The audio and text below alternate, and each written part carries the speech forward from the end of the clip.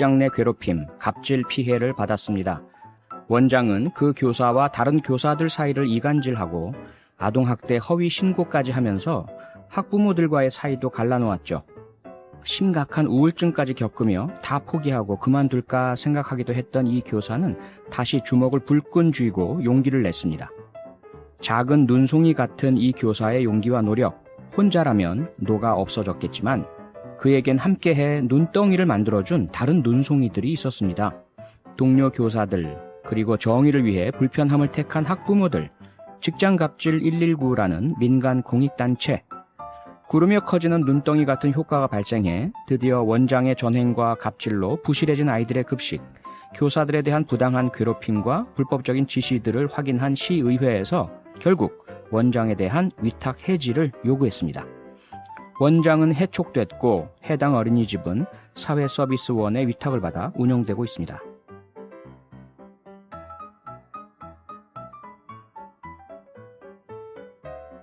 불가능해 보였던 일이 실현된 것이죠. 그 시작은 작은 눈송이 같은 한 사람의 의지, 용기, 그리고 노력이었습니다. 하지만 그 한 사람의 몸부림으로 끝났다면 좌절했을 수도 있습니다. 인류 역사의 위대한 진보 중에는 이렇듯 한 사람의 힘에서 시작되어 그 용기 있는 한 사람을 외면하지 않고 그 손을 잡고 옆에 서준 사람들이 만들어낸 눈덩이 효과의 결과가 참 많습니다.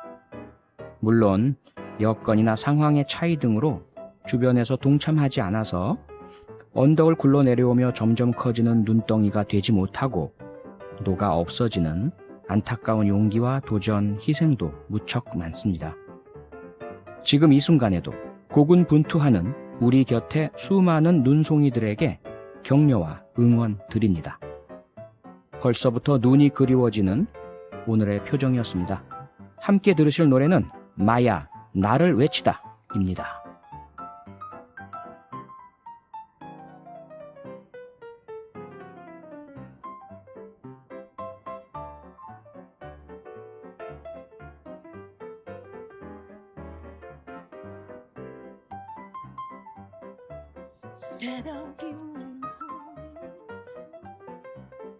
마야, 나를 외치다 듣고 오셨습니다. 고미경님, 찡하네요. 저도 그 작은 눈송이에 힘을 보태고 싶습니다. 조용원님, 눈송이가 이렇게 따뜻한 줄 몰랐습니다. 첫눈이 오는 날 눈송이를 뭉쳐 눈사람을 만들어야겠어요. 7288님, 오늘의 표정, 오늘은 한편의 드라마 같은 내용이네요. 정의는 어떤 상황에서든 꼭 이긴다. 화이팅! 네, 여러분 모두 화이팅입니다. 뉴스 하이킥이 세상 모든 눈송이들을 응원합니다. 문자 주신 세 분께도 커피 쿠폰 보내드리겠습니다. 광고 듣고 편집장 대 편집장으로 돌아옵니다. 여러분은 지금 퇴근길 넘버원 표창원의 뉴스 하이킥과 함께하고 계십니다. 오늘도 1일 1킥 잊지 마세요. 국내 최고 주간지들의 표지기사 맞대결. 편집장 대 편집장. 네, 주간지 배틀 편집장 대 편집장 시작하겠습니다. 한겨레 21의 정은주 편집장, 그리고 1일 명예편집국장, 시사인의 김연희 기자, 오늘도 변함없이 나오셨습니다. 두 분 안녕하세요. 네, 안녕하세요. 네, 추웠다가 따뜻해졌다 이 변동 많은 날씨에 일주일 동안 잘 지내셨습니까? 뭐 별로 차이를 못 느끼시는 것 같아요, 도대체가. 저 실내에만 있어가지고요. 좀 따뜻해지긴 한 것 같아요. 약간 그런 것 같긴 하네요, 진짜. 일만 하시고. 네. 갑자기 여쭤보면은 지금 몇 월인지도 모르실 것 같아요. 지금 11월이죠? 아하, 네, 알고 맞습니다. 계십니다. 네, 알겠습니다. 이번 주 시사인에서는 저널리즘에 대한 본질적인 질문을 던지셨는데요. 팬데믹 시대 저널리즘의 역할에 대한 커버 스토리. 지금 제가 이제 커버 스토리 들고 있고요. 이거 지금 코로나 바이러스죠, 이거? 네네, 코로나 바이러스에 이제 기자가 마이크를 대고 있는 그런 모습입니다. 아, 바이러스를 인터뷰하시는 거네요? 바이러스에 대해 뭔가 더 속속들이 알겠다. 독자들에게 알리고 싶다라는. 예. 자, 커버 스토리를 그래도 어쨌든 코로나19 얘기한 지가 뭐 너무나 오래됐는데 지금 이 시점에서 커버 스토리로 택하신 이유는요? 예, 아마 코로나19 유행을 겪으면서 많은 분들이 코로나 자체뿐만이 아니라 언론 보도 때문에 답답하다 이런 느낌을 받으신 분들이 많을 것 같아요. 네. 그러니까 혼란 속에서 믿을 만한 정보가 필요한데, 그러니까 어느 때보다 언론의 역할이 중요한데 사실 우리 언론이 과연 그 역할을 했는가? 아하. 예, 오히려 혼란과 불안을 부추기지는 않았나? 아. 이런 자성에서 출발을 했고요. 네. 뭐 스님은 제 머리를 못 깎는다고 하지만 예, 기자는 깎아야 한다라는 마음으로 예. 예, 코로나19 보도를 잘했던 좀 해외 언론사들을 둘러봤습니다. 네. 그래서 이번 호에서는 우선 미국의 뉴욕타임즈에 대해서 다뤘어요. 아, 뉴욕타임즈 가장 잘 다룬 모범 사례로 다루신 겁니까? 네, 맞습니다. 그런데 왜 미국은 코로나가 더 확산이 됐죠? 좀 아이러니네요. 네, 그게 그러니까 굉장히 대조적인 상황인 것 같아요. 언론은 잘하는데 예. 또 방역은 못하고 또 어허. 한국 같은 경우는 방역은 잘하는데 언론은 못하고. 과연 잘하는가. 그렇죠. 그럼 우리나라 언론이 우리를 위해서, 국민들을 위해서 그렇게 좀 잘못했다 이렇게 봐도 되나요? 그건 아니겠죠? 네, 알겠습니다. 한겨레 20일은요, 미국 대선 이후에 대해서 커버 스토리 쓰셨는데 이게 초점이 바이든 대통령 당선자보다도 해리스 부통령 당선자 쪽에 맞춰져 있는 거 맞죠? 네. 아. 지금 더 많이 궁금하지 않나요? 카멀 아무래도- 해리스에 대하여 더 많은 궁금증이 생긴 것 같고 그래서 왜 저렇게 저 해리스에 대해서 미국 사회가 열광하는가 이런 저희 궁금증이 있어서요. 네, 좀 더 이야기해봤습니다. 예. 사실 그 바이든 후보에 대해서는 당선인에 대해서는 워낙 많은 얘기가 나오기도 했지만 뭔가 그 인간적인 역동이랄까 그 뒤에 숨어 있는 스토리랄까 앞으로의 어떤 역할 이런 게 사실 해리스 부통령 후보에게 더 많이 관심 가는 건 맞아요. 그러니까 바이든은 이미 우리가 너무 잘 알고 있는 인물이고요. 그렇죠. 이제 예. 해리스 같은 경우는 좀 새로운 인물이기 때문에 더 네. 관심이 있는 것 같은데요. 해리스가 이제 1964년생이에요. 네. 캘리포니아주 오클랜드에서 태어났고 아버지는 이제 자메이카 출신이고요. 이제 어머니는 인도 출신 다들 많이 알고 계시겠지만 예. 이제 두 사람은 이제 버클리 캘리포니아 대학에서 처음 만나서 연애해서 결혼을 한 거고요. 네. 이제 이런 이제 출신이 이제 독특하다 보니까 이제 해리스 같은 경우에도 다양한 문화 또 다양한 세계를 경험을 하면서 이제 자랐는데요. 예를 들면 중산층 흑인 동네에서 자랐었는데 초등학교 같은 경우에는 백인 동네로 버스를 타고 다녔어요. 오. 네, 그리고 7살 때 엄마 아빠가 이혼을 했는데 그 이후에 엄마가 이제 캐나다 몬트리올에 있는 맥길 대학 교수가 되거든요. 네. 그래서 캐나다로 옮기면서 프랑스어를 중학교, 고등학교 때 배웠죠. 그 사실 퀘벡주인가 봐요. 네, 퀘벡주죠. 아. 그래서 사실은 미국인들 중에서 외국어 하는 사람들이 거의 없거든요. 맞아요. 알고 계시죠? 네. 근데 그런 독특한 그런 이력들이 있고요. 그리고 1990년에 이제 로스쿨을 졸업을 하고 변호사 자격증을 얻었는데 그때부터는 검사로 생활을 했고요.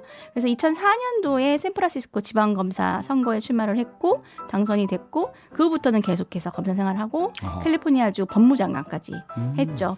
그것도 이제 흑인 여성으로는 최초였고요. 최초였고요. 네. 그리고 2016년에 이제 연방 상원의원이 처음 됐는데 이제 초선인데도 불구하고 민주당 대선 후보로 출마를 해서 이제 주목을 받은 거죠. 예.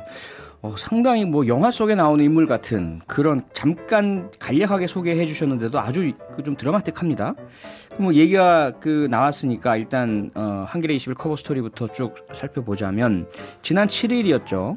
승리 수락 연설이 뭐 많은 관심 받았고 박수도 많이 받았는데 그날 연설 내용이지만 또 하나 주목의 포인트가 옷이었잖아요. 흰색 드레스. 미국 그 정치에서 여성의 흰색 옷 이게 뭔가 상징하는 의미가 있다면서요? 네, 흰색 정장을 입고 왔죠. 지금 저희 한겨레 20일 표지에 나온 사진이 그때 그 모습이거든요. 다시 한번 보여드릴게요.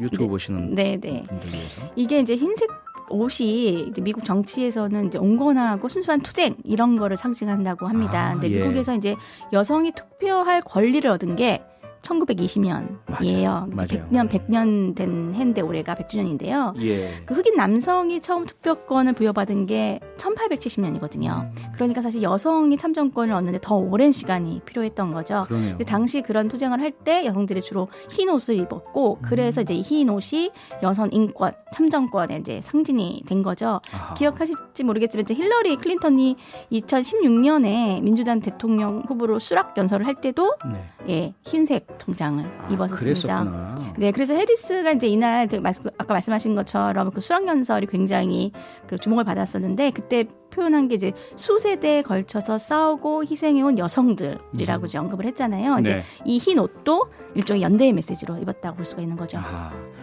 그때 연설에서 여성 부통령이 제가 처음이지만 예, 네. 마지막이 아닐 것이고 뭐 이렇게 이런 네, 얘기가 네. 있었죠. 그건 또 하나는 이제 후세 여성들에 대한 연대 메시지였죠. 예. 그런데 사실은 해리스가 여성 정치인으로서 이런 그 고위직 또 후보 관심 뭐 대상된 게 처음이 아니잖아요. 미국 역사에서요. 그렇죠? 예, 미국 역사에서 가깝게 앞서 말씀 주셨다시피 힐러리 클린턴 2016년에 뭐 총 투표 수로는 그 트럼프보다 더 많이 받았었고 그런데도 이제 떨어졌지만요. 그 다음에 뭐 미셸 오바마 대통령의 부인도 대통령 후보로 막 조명을 받았었고 엘리자베스 워런도 있고 그럼 해리스가 더 많은 주목을 받고 있는 뭔가 다른 이유가 있다면 뭐가 있을까요? 사실 그 점이 좀 궁금한 점이죠. 예. 그래서 그 이유를 좀 분석을 해봤는데요. 이제 첫 번째로는 신선한 인물이라는 거죠. 신선하다. 네, 지방에서는 검사 출신으로 검찰총장도 하고 뭐 법무장관도 하고 해서 주목을 받았지만 중앙 정치에서는 신선한 인물이다. 근데 우리나라도 그렇지만 인물은 신선해야. 저는 네, 뭐 아시죠? 네, 그러니까 뭐 우리도 계속 그때 그 인물 이러니까 사람들이 조금 염증을 느끼고 이런 게 있죠. 갑자기 누군가 새롭게 탁 튀어나오면 주목을 쫙 받고. 네, 그 타이밍이 좋았던 거죠. 초선 의원인데 인지도가 오히려 낮다는 것이 비호감도가 적고 반대 세력이 적다. 이제 그게 이제 우선은 큰 역할을 했다 이렇게 보는 분석이 있고요. 네. 두 번째는 이제 미셸 오바마나 이제 엘리자 워런도 이제 민주당 부통령 후보로 거론이 됐었는데 미셸 오바마 같은 경우에는 이제 유명하고 흑인 사회나 아니면 진보 진영에서도 굉장히 지지가 많지만 오바마의 부인이라는 이 틀이 굉장히 외연을 확대하는 데 좀 한계가 있다. 이제 이런 자기의 역량과 자기의 노력의 결과가 아니다. 그렇게 보는 시각들이 있는 거죠. 네. 그리고 또 하나는 워런 같은 경우에는 물론 되게 진보 정치의 아이콘이지만 또 유색인종이라는 직접적인 또 코드가 있지는 않잖아요. 근데 지금 미국에서는 지난 5월에 이제 백인 경찰의 과잉 진압으로 흑인이 사망하는 사건이 있었고 그 이후로 이제 흑인 차별 운동이 굉장히 불붙었으니까 이제 유색인종에 대한 상징적인 인물이 필요했던 거죠. 그런 걸로 봤을 때 여러 가지에서 해리스가 이제 선택이 될 수 있는 이유가 된 거죠. 네. 그러니까 여성이라는 코드 하나만으로는 약하다.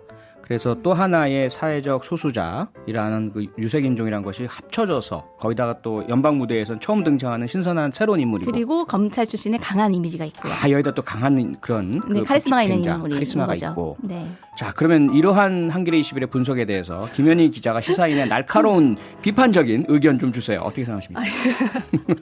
늘 비판적이길 바라시는데, 근데 저 거의 그 분석하신 거에 동의하고요. 그러세요? 또 하나를 추가하자면은 저는 그 해리스 그 부통령 이제 당선인 이 항상 하는 연설 같은 거가 굉장히 감명을 많이 받거든요. 근데 내용도 내용이지만 되게 전달력이 좋고 이렇게 어쨌든 연설할 때 그런 태도 같은 게 굉장히 돋보이는 정치인인 것 같아요. 목소리, 태도, 근데 내용, 그렇죠. 전달력, 호소력 이런 것들이 뛰어나단 말이죠. 그래서 이제 제2의 오바마다 이런 얘기도 듣죠. 예, 굉장히 토론을 잘하고 굉장히 연설을 잘하고 굉장히 쉬운 언어를 쓰고 그것도 굉장히 큰 장점인 것 같아요. 정치인으로서 상당히 중요한 덕목이죠. 네, 이번에도 사실은 그 승리 연설을 할 때 바이든보다 해리스가 더 주목을 받았던 것도 그 내용이나 태도에서 영향을 준 거죠. 맞아요. 그런데 말입니다. 정은주 편집장님. 이게 좋은 평가만 있는 건 아니더라고요. 한쪽에서는 정치적인 기회주의자 이런 비판도 상당히 이건 조금 아픈 비판인데 지적이 있고요. 근데 옹호하는 쪽에서는 아니다. 현실적인 실용주의자다. 이런 옹호도 있고 어떻게 보십니까? 두 가지 면이 사실은 맞닿아 있는 얘기죠. 네. 예, 그 이유 그런 평이 나오는 이유가 뭐냐면 해리스가 샌프란시스코 검사 선거를 할 때 사형에 관련해서는 굉장히 강하게 이제 공약을 했었거든요. 사형 제도를 없애겠다. 없애겠다. 네. 예. 그래서 취임 직후에 진짜로 그 경찰을 사살해서 20대 청년이 있었는데 그 청년에게 사형을 구형하는 걸 거부했었어요. 그래서 경찰하고 굉장히 사이가 틀어지는 일이 발생했었는데, 근데 2011년도에 이제 캘리포니아 주의 법무장관이 되면서 사형 폐지에 이번에 또 반대하는. 사형 폐지에 또 반대한다고? 네. 이거 완전히 다른 노선을 걷고 있는 거죠. 극과 극을 왔다 갔다 하네요. 네. 그래서 이제 해리스 같은 경우에는 이제 임신 중지 합법화, 마리아나 합법화, 총기 규제 강화 이런 주장을 하면서 상원 내에서는 굉장히 가장 진보적인 정치인으로 꼽히는데 그런 그의 주장이 어느 순간 어떻게 바뀔지 모른다. 기회주의적이다. 네. 그거를 보고 기회주의적이라고 또 하고 한쪽에서는 실용주의적이다. 이렇게 표현을 하고 있는 거죠. 그 앞으로는 어떻게 될지 좀 궁금하네요. 네, 법무장관으로서 역할과 상원 의원으로서 역할과 부통령으로서 역할은 또 많이 다르니까. 자, 그러면 이제 시사인 커버 스토리로 가보겠습니다. 김현희 기자가 이번에 쓴 기사 중에 이런 대목이 있습니다. 전 세계 언론사들이 어마어마한 양의 코로나19 기사를 쏟아냈지만 그중에 뉴욕타임스가 독보적이다. 어떤 점에서 독보적인 거죠?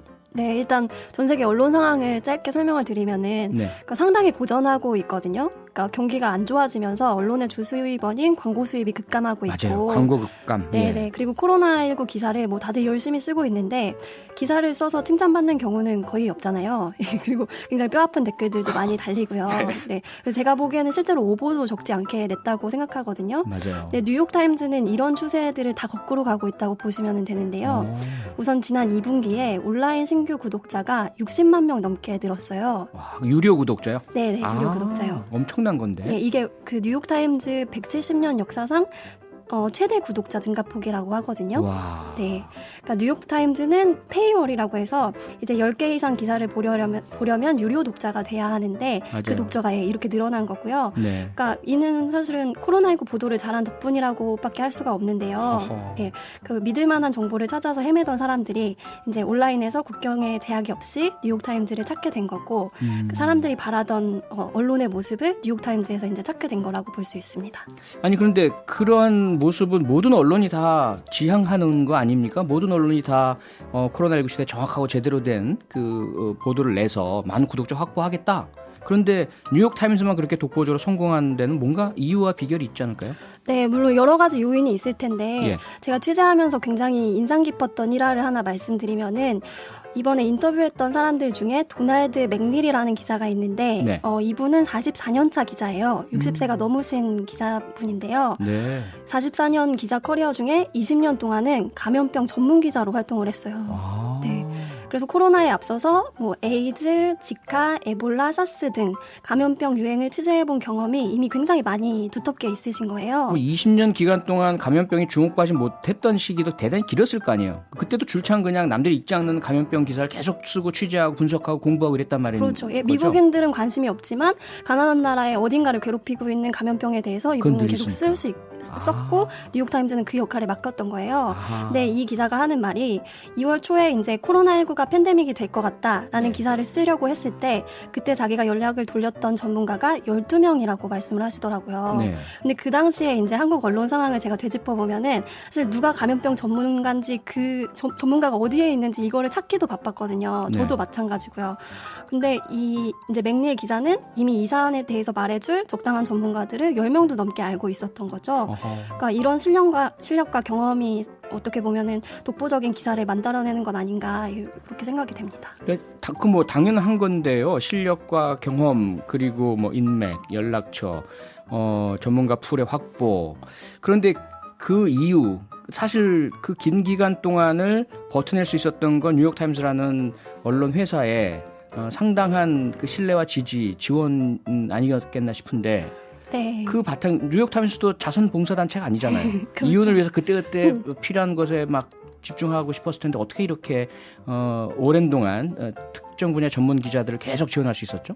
근데 이 회사가 굉장히 한 가지 특이한 거를 제가 취재하면서 발견했는데 예. 그러니까 언론 환경이 급변하면서 기성 언론사들이 모두 위기를 겪는 건 사실이고 네. 뉴욕타임즈도 그런 시기가 없지 않았거든요. 그러니까 2009년 무렵에는 상당히 사정이 어려워져서 그러니까 멕시코에 사는 어떤 부호한테 가가지고 큰 돈을 빌리기도 했을 정도라고 하더라고요. 예. 그런데 이렇게 회사 사정이 나쁠 때조차도 우수한 인력을 계속 뽑았다는 거예요. 그래서 뭐 멋지네요. 경쟁지에 있는 기자들을 많이 데려오기도 하고 온라인 플랫폼에 맞는 기사를 만들기 위해서 웹 개발자라든지 데이터 저널리즘 전문가들을 뉴욕타임즈에 대거 합류시킨 거죠. 아하. 예. 그래서 이런 자금을 마련하기 위해서 심지어 그 뉴욕 한복판에 있는 사옥의 일부를 팔고 가지고 있던 방송국까지 팔았다고 해요. 그 사람을 확보하기 위해서 사옥을 팔아버리는 네. 멋지네요. 그러니까 무엇이 중요한지를 무엇이 중요한지를 아는 언론사라는 생각이 들더라고요. 예. 자, 정은주 편집장님은 어떠세요? 동의하십니까? 아니면 아니 뭔가 나는 다른 시각이 거기 있어. 사장님이 누구신지 궁금해요. 수입하시려고요? 데려오시려고?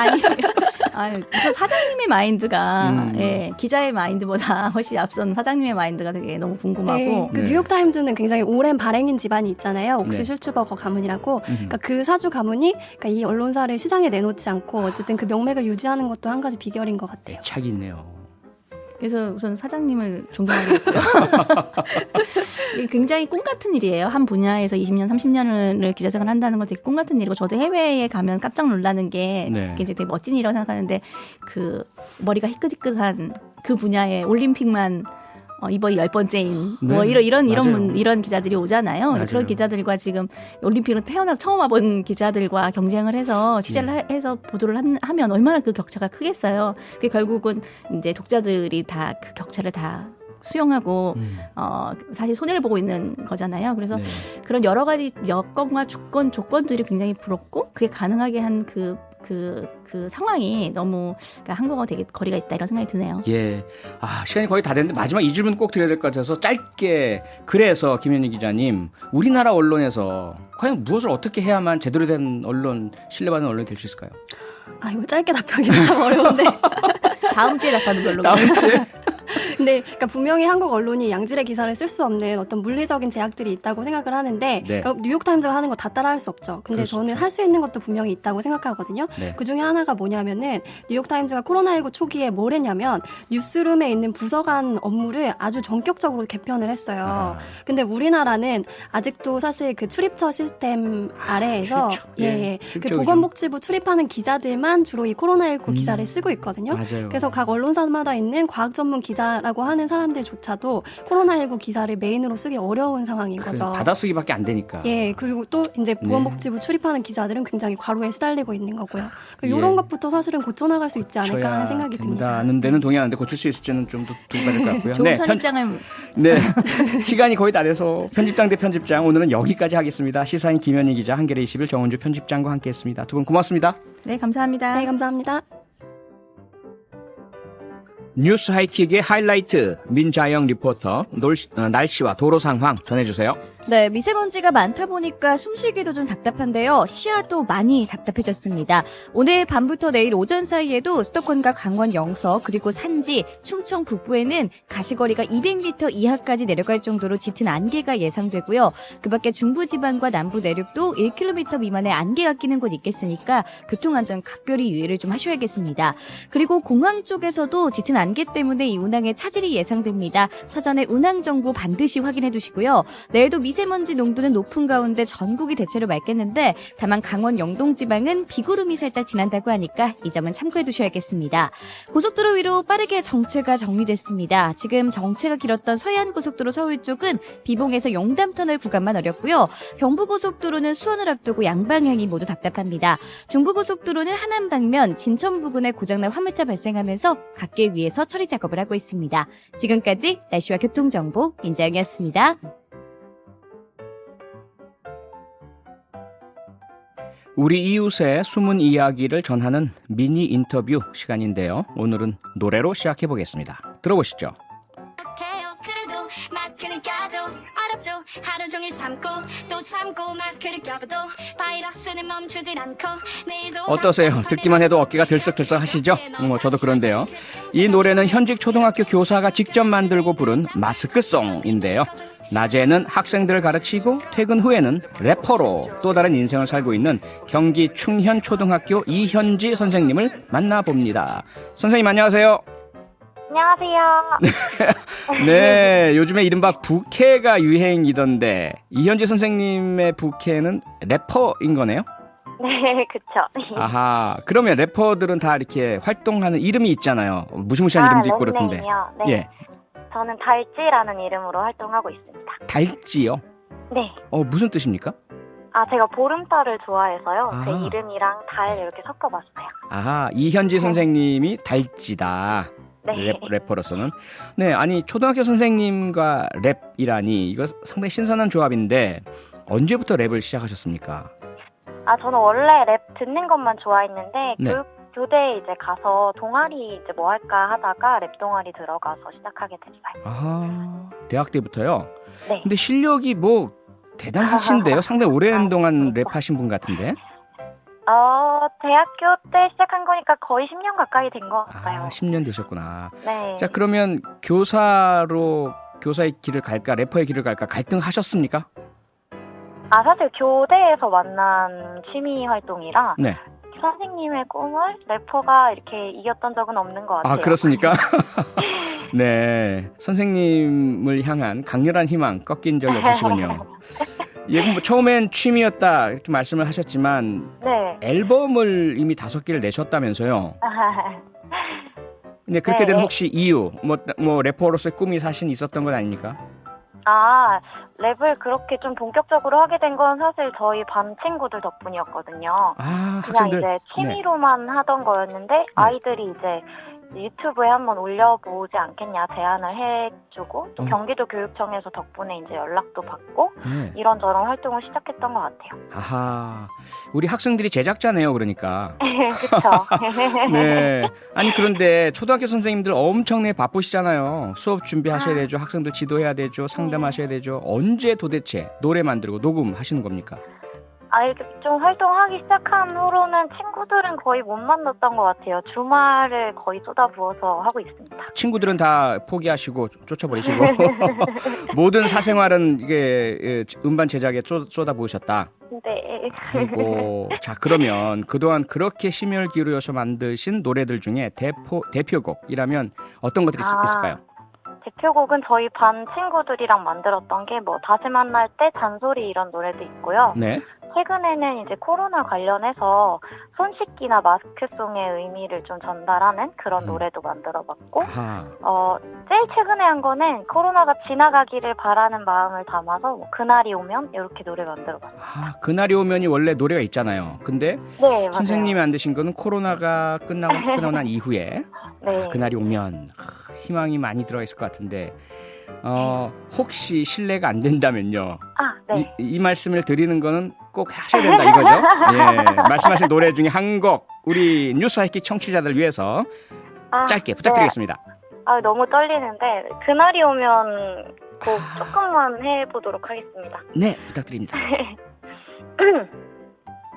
너희들 손을 잡고 함께하고 싶던 것들을 적어 야속하게도 벌써 우리 시간은 끝을 겨눠 난 이렇게 커져버리니 아쉬움을 안고 그저 남은 시간에 새길 책갈피들을 접어 진짜 대단할 정도로 자리 겨냈지 숨 막히는 상황에도 이를 젖할 줄 몰랐으니 더는 이 아픔이 이어지지 않기를 네 소원이 더 미뤄지지 않기를. 와, 지금 문자들이요. 막 응원과 와 9011님 꺄 학생들이 너무 좋아하겠어요. 선생님 정말 최고의 래퍼 최고의 선생님이란 말씀 드릴 수밖에 없을 것 같은데 너무 감사합니다. 우리 아이들은 정말 좋아하겠어요. 아이들이 워낙 요즘 힙합이나 유튜브에 관심이 많다 보니까 맞아요. 덕분에 좀 소통하기 좋은 것 같아요. 그러니까요. 제 아들도 완전히 그냥 랩에 빠져가지고 뭐 고교 뭐더라 뭐 그런 거 맨날 보고 그러던데. 맞아요. 고맙죠. 좋아해줘서. 학생들이 그냥 듣기만 하는 게 아니라 선생님 나도 좀 랩 알려주세요 이런 친구들도 있죠. 네, 되게 많았어요. 뭐 평소에 얘기 되게 안 하던 친구들도 자기 이야기를 가사로 써오기도 하고 되게 색다른 모습을 봤던 것 같아요. 아하, 예, 아이들은 당연히 그럴 텐데 조금 걱정되는 건 이게 그 학교에서 교장 선생님이나 다른 선생님들 혹은 학부모님들 중에 조금 보수적인 분들도 계시잖아요. 이 랩에 대한 네. 한 2년 전쯤에 처음 제가 시작할 때는 이런 이제 사례가 없다 보니까 네. 약간 걱정해 주시는 분들이 가끔 계셨는데 네. 요즘에는 이제 워낙 이런 분들이 또 많으시기도 하고 제가 여러 가지 활동하시는 걸 좀 다 좋게 봐주시는 것 같아요. 그래서 다들 이제 너무 응원을 제가 너무 과분할 만큼 다들 응원해 주셔서 너무 감사하게 활동하고 있습니다. 아하, 예. 8911님, 선생님, 그것도 초등학교 시니 디스는 못 하시겠습니다. 크크크. 이게 힙합 래퍼들 사이는 디스하고 공격하고 이게 하나의 문화잖아요. 그렇죠. 아무래도 자유로운 표현이 좀 있다 보니까. 그러니까요. 근데 선생님은 자유인 거니까 저는 제가 하고 싶은 메시지를 그냥 자유롭게 담아내는 중이에요. 네. 자, 그런데요. 그 자유롭다고 말씀 주셨지만 그래도 초등학교 선생님이시라 래퍼로서의 완전한 자유는 제약이 있잖아요. 그게 조금 부담스럽지 않으세요? 약간 욕을 한다거나 뭐 그런 건 당연히 뭐 못할 수밖에 없기는 한데 네. 제가 아무래도 쓰는 가사의 방향이나 이런 게 원래 이제 좀 욕을 담고 있지 않은 메시지들이 주로 있어서 많이 어렵진 않은 것 같아요. 대신 그래서. 한 가지 있으면 다른 아티스트들이랑 같이 하고 싶을 때 약간 네. 고민이 되는. 그건 그렇겠네요. 다른 분들은 뭐 욕도 좀 섞고 좀 공격적인 맞아요. 말도 섞고 이래야 랩이 되는데. 네. 하하하. 네. 지금 많은 분들이 그 응원 격려 문자 보내주고 계시는데요. 아, 네, 감사합니다. 3646님, 와우, 달찌님, 190만 뷰 마스크송이 귀에 쏙쏙 들어오네요. 화이팅 하세요. 네, 4796님, 중1 딸이 아주 좋아합니다. 달찌 선생님. 감사합니다. 예, 우리 지금까지 랩하는 초등교사, 충현초등학교 이현지 선생님이었고요. 선생님 힘내시고요. 아이들과 계속해서 좋은 시간 많이 만들어주시기 바랍니다. 감사합니다. 네, 고맙습니다. 광고 듣고 왔습니다. 표창원의 뉴스 하이킥 함께하고 계시고요. 아까 잠깐 달지 이현지 선생님의 마스크송 들려드렸는데요. 10초 정도밖에 못 들려드려서 아쉽다고 문자 주신 분들이 참 많았습니다. 그래서 달지, 철이가 함께한 마스크송 지금 흐르고 있습니다. 오늘 저희가 준비한 내용은 여기까지고요. 여러분 내일도 더 높이 뉴스 하이킥 하세요. 야 마스크 쓰기 너무 싫죠 나빠서 던져버리고만 싶죠 이거 안 쓴다고 무슨 문제가 대화에 벗어버리고 싶죠 마스크 쓰기 너무 쉽죠 쓰고 있는 내 모습 너무 쉽죠 도 못 찾았어요. CO테이는 화가 나서 초등학생에게 분노를 표출했습니다. 채무자가 있고 소유자가 있습니다. 이건 내가 간섭할 수 있는 일이 아니다. 내 하인이 고집스럽게 나를 쫓아낸 것도 당연합니다. 부이 운총이 내 어깨에 팔을 감았습니다. 로앙 엔지오 씨, 이것은 당신 잘못이 아닙니다. 아까도 말했지만 들어줄 배우가 있다거나 사실 그 사람도 잘 알고 있는 거다. 그것은 작은 배의 잘못이 아니라 단지 그녀가 고의로 그랬을 뿐입니다. 나는 그가 말한 것을 기억합니다. 그는 내 여자친구가 되고 싶어 합니까? 이름 모를 감정이 내 마음속에 말려들고 온몸을 휘젓고 다녔다. 나는 춘향을 탈출하면 다시 태어날 것이라고 생각하곤 했습니다. 나는 V가 응답하고 통 KYNGOC이 나를 받아들이면 모든 것이 끝날 것이라고 생각했습니다.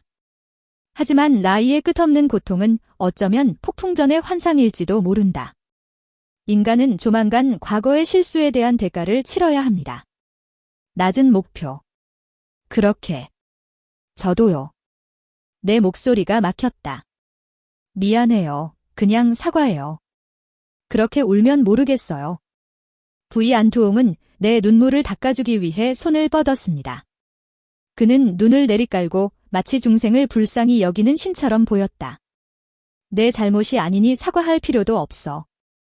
점점 눈물이 흘렀고 쯔억라이스 냄새를 참지 못해 얼굴에 흐르는 눈물만 닦을 수밖에 없었다. 그는 한숨을 쉬었다. 더 이상 울지 마세요. 정말 괴로우시다면 네 번째 부인에게서 물건을 받아보신 분들을 생각해보세요.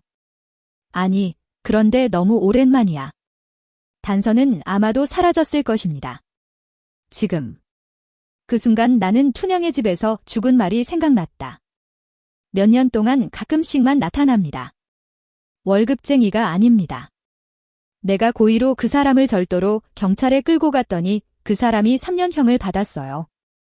화학 물질이 방출되었습니다. 부인은 대답했지만 내 생각에 잠겨있는 모습을 보지 못했습니다. 나는 기억한다. 글쎄, 내가 자석 손목.